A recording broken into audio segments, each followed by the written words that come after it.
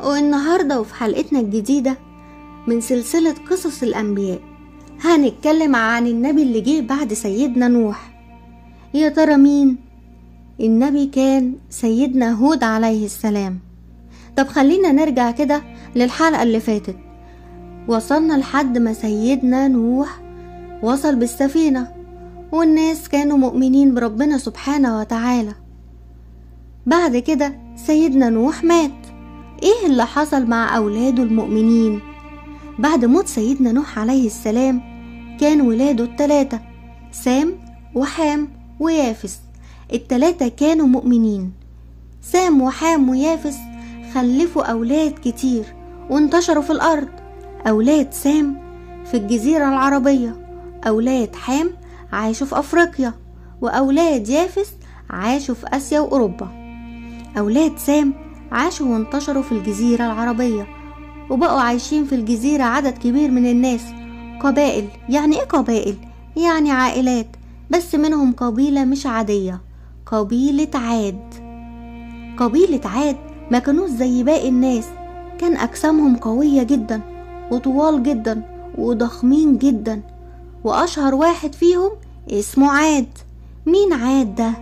جدهم الأكبر، وعشان كده القبيلة اتسمت باسمه. طب كانوا عايشين فين؟ كانوا عايشين في مكان اسمه الأحقاف. طب يعني ايه أحقاف؟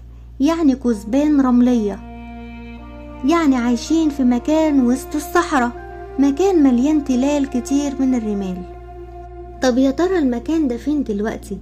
المكان ده بين 3 دول، هما السعودية واليمن وعمان.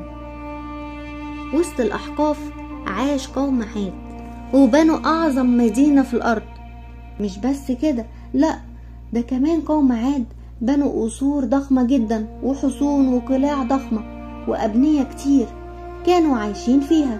كانوا متقدمين علميا وعارفين علوم محدش في عصرهم يعرفها. قوم عاد بدأوا يحسوا ان هم أقوى ناس على الأرض، وان مفيش حد أبدا في قوتهم ولا ذكائهم. وبدل ما يشكروا ربنا سبحانه وتعالى على النعمة دي ويعبدوه، بدأوا يتغروا ويتكبروا ويقولوا مين أقوى مننا، احنا أقوى ناس على الأرض. بدأوا ان هم ينسوا عبادة ربنا سبحانه وتعالى. بدل ما يعبدوا ربنا سبحانه وتعالى ابتدوا يعبدوا الأصنام. وزي ما بنوا مباني وقصور وأعمدة كتير، بنوا كمان الأصنام وعبدوها وقالوا هم دول الآلهة بتاعتنا. وبدأوا يسموا كل صنم باسم، وعملوا زي قوم نوح، قالوا ان الأصنام دي لقينا أهلنا وأجدادنا بيعبدوها واحنا كمان هنعبدها زيهم. لحد ما ربنا سبحانه وتعالى بعت لهم واحد منهم عشان يبقى نبي ويرجعهم تاني لعبادة ربنا سبحانه وتعالى. اللي هو مين؟ اللي هو سيدنا هود عليه السلام. قوم عاد كانوا عارفين سيدنا هود وعارفين ان هو انسان صادق. سيدنا هود بدأ يتكلم معاهم ويقول لهم ان هو رسول من عند ربنا سبحانه وتعالى، وقال لهم اعبدوا ربنا وان مفيش اله تاني غير ربنا سبحانه وتعالى، وكل الاصنام اللي انتوا بتعبدوها دي ملهاش اي لازمة، لا بتضر ولا بتنفع، شوية حجارة. فقال لهم اعبدوا ربنا وحده، هو اللي خلقكم وخلق قوتكم. لكن هما استكبروا، عملوا زي قوم نوح بالظبط وما سمعوش كلام سيدنا هود، وقالوا له لو ربنا هيبعت لنا رسول اكيد هيكون ملاك، لكن انت بتكذب علينا. يعني بالظبط عملوا زي قوم سيدنا نوح. سيدنا هود رد عليهم انتم نسيتوا اللي حصل لقوم نوح، نسيتوا انكم جيتم بعد قوم نوح اللي ربنا عذبهم عشان اتكبروا وبعدوا عن ربنا وما عبدوهوش وبدأوا يعملوا أصنام. انتوا بالظبط بتعملوا زيهم. لكن هما ما سمعوش كلامه وفضلوا برضو في طغيانهم وبعدهم عن ربنا سبحانه وتعالى، وفعلا ما بقوش يسمعوا كلامه. سيدنا هود قال لهم أنا بنصحكم عشان أنا خايف عليكم من عذاب يوم القيامة. رد عليه قومه قالوا له وهم مستغربين قوي، يوم القيامة ازاي بعد لما نموت ونبقى تراب نرجع نعيش تاني؟ الكلام ده قالوا أنبياء كتير بس احنا ما صدقناش. سيدنا هود قال لهم ربنا اللي خلقكم، وزي ما خلقكم أول مرة يقدر يرجعكم تاني ويحاسبكم. ردوا عليه وقالوا له سواء قعدت تنصح أو ما تنصحش احنا مش هنؤمن غير بالآلهة بتاعتنا، ومهما تقول مش هنسمع كلامك. يلا هات العذاب بتاعك بقى وفرجنا وقول لنا وخلينا نشوف.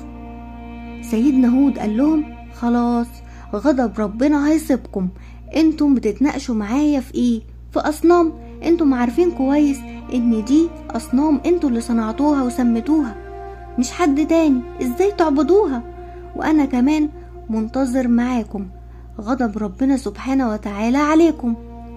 وفي يوم من الايام ما كانش يوم عادي، قوم عاد كانوا مستنيين المطر عشان يروي الزرع، وبدل ما قوم عاد يدعوا ربنا سبحانه وتعالى ويروحوا يطلبوا منه انه ينزل المطر، لا، راحوا للأصنام ودعوها علشان المطر ينزل.